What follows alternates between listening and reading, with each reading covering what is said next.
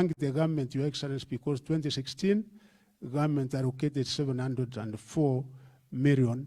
The building that you have commissioned today, the total cost of it all these buildings, the new block, was 704 million. Also, government gave 200 million, which was used for the procurement of special equipment, among the others which we have also seen, Your Excellency.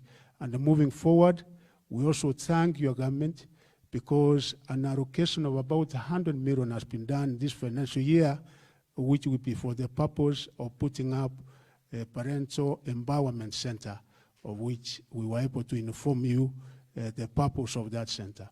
Finally, Your Excellency, on behalf of the Minister of Education, we want to thank you so much because each and every time that we have a function to do with education, you have always created time to be with us, being a very clear testimony on your commitment and how passionate you are on matters of education.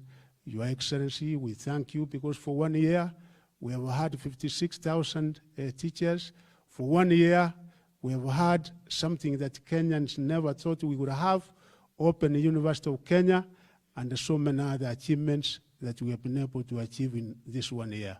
And finally, Your Excellency, to thank you in a very special way, because in our field officers, the Deputy County Directors of Education and our quality assurance officers never had the kind of facilitation like transport, but you were able to provide 1.4 billion Kenya shillings, and we have been able to procure 203 vehicles, which will be able to be taken to all our sub-counties. We have 398 sub-counties, so almost all of them will be covered by vehicles. And Your Excellency, I assure you that this will be able to improve monitoring, supervision at that local level, and no doubt that the quality of education by the end of the day will improve. Even the delivery of competence-based curriculum will also be efficient because our officers at that particular level will be mobile, Your Excellency, and we thank you so much, Your Excellency.